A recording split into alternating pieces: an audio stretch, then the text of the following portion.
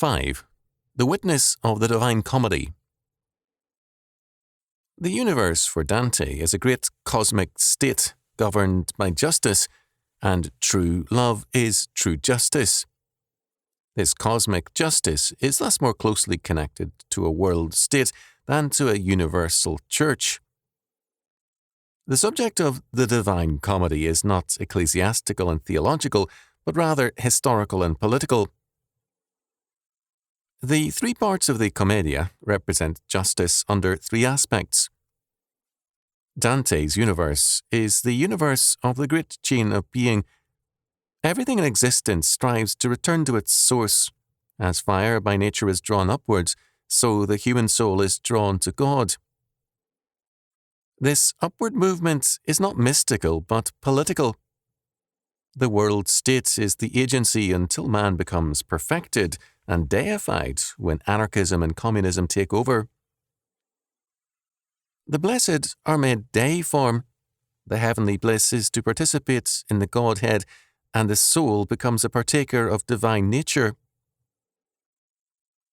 To summarize the Divine Comedy briefly, Dante is lost and in deep distress. The disorders of the world, its political decay, and his own sufferings and despair on that account have grieved him and led him astray. In the moment it seemed of his final defeat, he was confronted with Virgil, historically his ideal poet, the model and inspiration of his verse, and symbolically his reason and conscience, the primal authority for man's earthly life. Virgil is at once the prophet of the Roman Empire and the supposed foreteller of Christ, who foretells the coming of a deliverer of the world from the power of covetousness, the wolf that came so persistently against Dante. The Saviour, whom Virgil foretells, is the Veltro. As Gilbert noted, deliverance will come through the mysterious hound, the Veltro, which is the opposite of the wolf in freedom from avarice and devotion to wisdom, love, and virtue. The Veltro is obviously a political deliverer who will save Italy. The journey through hell is a journey through a world where sins are sins against unity and wholeness, inordinate loves of the partial or particular as against the one and the true object of love. There are more sins against order than against the person of God, and the framework of reference is Italy and the Empire. It is unnecessary to know the Bible to read Dante intelligently. It is necessary to know imperial and Italian history, or else have a well-documented text of the Divine Comedy as a guide. At the beginning of the journey in Canto 2, the issue of the relationship of Aeneas and Paul, of empire and church, is raised. Dante does not give us any of the old answers. His is to be a new one, and he is the new Aeneas, journeying through the underworld to give a fresh answer.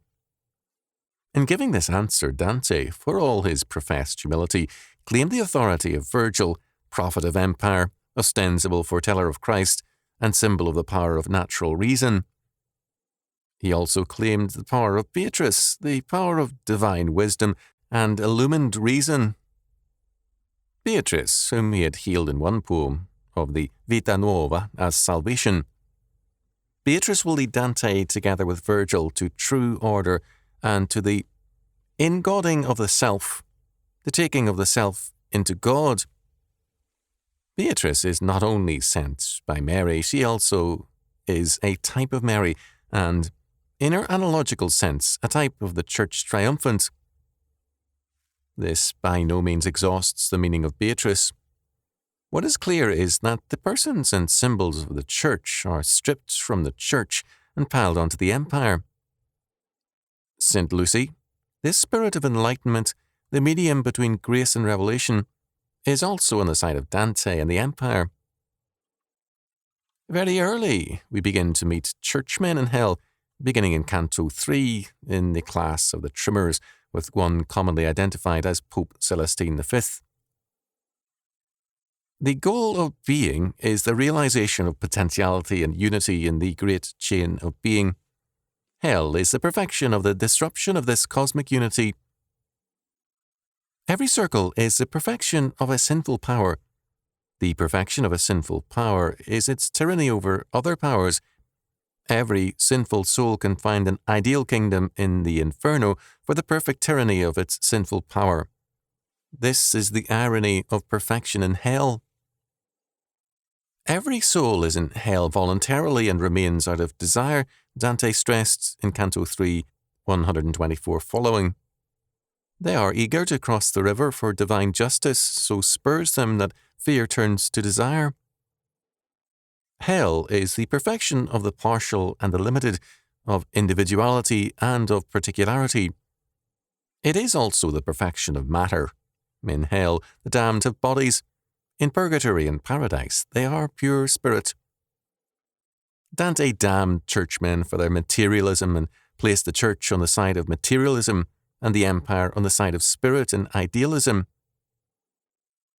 The donation of Constantine is denounced in hell as an instrument of hell. When Dante in Canto 19 denounced the donation, Virgil, the voice of reason, at these words of truth, took Dante in both his arms.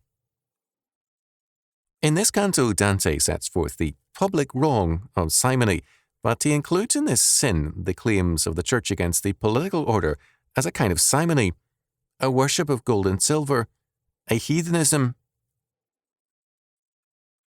A singular and significant feature of the canto is that Dante is not merely led and instructed by Virgil here as elsewhere, but after an ardent declaration of his discipleship, he is carried down to Nicholas and up again, and the narrative stresses Virgil's carefulness in the act.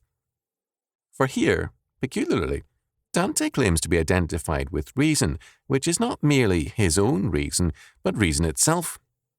Virgil, besides, represents the empire, the righteous ordering of the earthly life of humanity, an authority under God and its high obligation to guard the frontiers of its jurisdiction against ecclesiastical encroachment, were fundamental in Dante's thinking and are the main matter of the De Monarchia. The deeper Dante takes us into hell, the more political the sins become. Those who make traffic of public office, barrators, the sores of scandal and schism, rebels and traitors and the like. The offences are all either against the great unity or in favour of the particular and the limited, the divisive. The arch-traitor Satan represented the uttermost depth of hell for his rebellion against God, and Satan was joined by Judas, Brutus, and Cassius. The sins of Satan and Judas were against the kingdom of God, those of Brutus and Cassius against the divinely chosen instrument for the restoration of the earthly paradise, Rome. According to Sinclair, in speaking of Canto 28, citing Dante's belief in the essential organic unity of men, Dante condemned fiercely these makers of discord, because he saw providence and every divine purpose working for the unity of mankind. Each portion of the Divine Comedy ends with the word stars. For the stars mean for Dante all the good that is beyond the world, all the perfect order and the working providence of God, and it is unto obedience to that order and assurance of that providence that all his experience and all the leading of Virgil and the memory of the hope of Beatrice are bringing him. Having shown us the hell that churchly politics leads to and all divisive movements, whether based on personal lusts or political opposition, Dante now depicted purgatory, that is, the world restored, paradise regained, the Garden of Eden and primeval anarchism re-established by means of the world state. Wicksteed's summary of the central idea of Dante's Purgatorio is to the point. Therefore, when men fell, he forfeited immediately the perfect earthly life and ultimately the perfect heavenly life. His first task then must be to recover the life of the earthly paradise, and as purgation or recovery from the fall consists primarily in regaining Eden, the mountain pedestal of the Garden of Eden becomes by a necessity of symbolic logic the scene of purgation. Physically and spiritually, man must climb back to the uplifted garden. Hence the keynote of the Purgatorio is primarily ethical and only by implication spiritual. Cato, the type of the moral virtues, is the guardian of the place. Virgil, the type of human philosophy, is the guide, and the earthly paradise, the type of the blessedness of this life, De Monarchia 3:16, is the immediate goal. Beatrice is only realized by Dante as he had known her in the Eden-like new life of his youth, and by no means as the august impersonation of revealed truth. She appears to him in due course, surrounded by her escort, when he has reached the state of earthly perfection, and the vacancy of that region of earthly bliss is explained to him by the vision of false and confused government, wherein is portrayed the failure of church and state to bring man back to the life of Eden. To the church, as an earthly organization or regimen, the grace of God has committed, by anticipation, such revealed truth as is necessary to help the enfeebled will of man to recover the state of Eden. But the church as a regimen is not to be confounded with revelation, Beatrice herself. The proper office of the church as a regimen ends when the proper office of Beatrice begins. See De Monarchia 3:4. The choice of Cato, a pagan, as the guardian of purgatory and the road to the earthly paradise is a most significant one. Cassius and Brutus are in hell for killing Caesar. Cato, another great enemy of Caesar, is given high honour because he committed suicide, an act, according to Dante, of supreme devotion to liberty. It was also, in a sense, an act of surrender to Caesar. Caesar cannot be resisted in Dante's thought. Cato is the philosopher of the Roman state and of civic virtue, and it is civic virtue in terms of the world empire that will lead men to the earthly paradise. The culminating vision of the Purgatorio in Canto 33 is of a political messiah who shall establish the proper relationships of church and state and purge them both of their errors. Frederick II shall have a true and holy heir. Not for all time shall be without heir the eagle that left the plumage on the cart, whereby it became a monster and then a prey. We have noted that in De Monarchia, Canto 3, line 5, Dante stated that church and state were both products of the fall. The goal of both must be to undo the fall, which means to undo themselves and to abdicate, so that man, without church and state, will, by his own will, live the perfect life, the life of happiness, for the chief good and final end of man is happiness, which has been compared to a tower consisting of moral virtue as the base, intellectual virtue as the spire, and the act of contemplation as the crowning point, final end and realization of the whole structure. It is possible that such an idea may be represented in the spheres assigned respectively to Virgil, Matilda, and Beatrice, the trinity of teachers in the Divine Comedy. When Dante reached the goal of purgatory, the Garden of Eden, Virgil, symbol of the empire, declared, "No more expect my word nor my sign.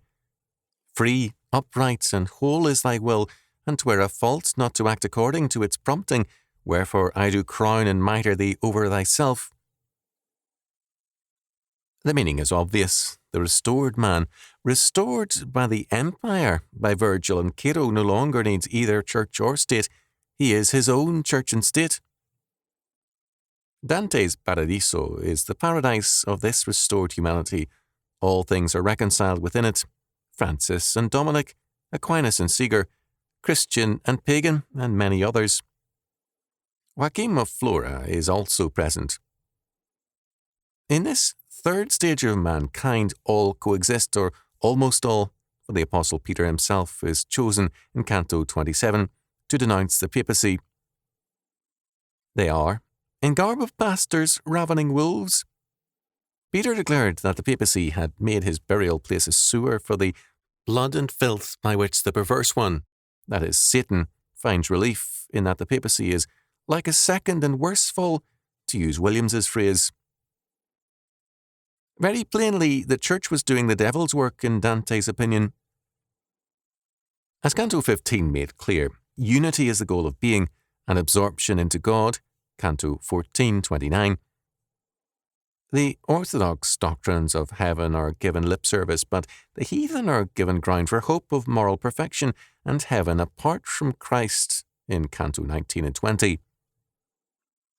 Aristotle's philosophy is given high status and authoritative character in Cantos 24, 26, and 28. In the Inferno, we meet the perverse form of Homo Dei as Cerebrus. In the Purgatorio, Canto 23, the germ of the celestial eagle is on the face of every penitent. In the Paradiso, Canto 18, the celestial eagle is the perfected form of the Homo Dei. This is the symbol of Roman law and justice. According to Swing, the Trinity is represented by Dante's guide. Virgil is the symbol of the Son, Beatrice is that of the Holy Spirit, and St. Bernard is that of the Father. The function of the Son is to show how to die and be buried in sin and how to be reborn in grace. Virgil shows Dante the way into the underground world of sin and takes him down to the bottom of perdition. It is Virgil who wrenches Dante from the bottom of the sinful grave and takes him out to the world of grace. Virgil's function is to show Dante the way of the crucifixion and the resurrection. Virgil wishes to make a veiled announcement of his function when he tells Dante at his initial appearance that he was born sub Julio, Inferno 170. His birth sub Julio is meant to help us to conceive his function in the light of the visible mission of the Son, who, sub Pontio Pilato passus et sepultus est, et resurrexit tertia Dei, secundum scripturas, the Nicene Creed. Christ rose again on the third day. Virgil emerges with Dante out of hell on the third day. On seeing Christ after his resurrection, the disciples came up and embraced his feet and worshipped him, Matthew 28:9. On meeting Virgil in the Purgatorio, his disciples in poetry try to embrace his feet and worship him. If this be true, then the Paradiso involves Christ as a foundation, as is also the empire, but both are transcended to achieve the glory of the great unity. The culmination of the Paradiso in Canto 33 strongly resembles the unity of mystical thought, for substance and accidents and their relations, as though together fused, after such fashion that what I tell is of one simple flame. Dante shared this perspective. His goal of unity involved deification as the goal of man's freedom. This freedom, or this principle of all our freedom, is the greatest gift conferred by God on human nature, for through it we have our felicity here as men, through it we have our felicity elsewhere as deities. Dante used the facade of Catholic faith. The Church wisely recognized his hostility to it and quickly placed De Monarchia on the index, as well as recognizing a heresy in the Divine Comedy. Papini was correct in observing of Dante's Divine Comedy.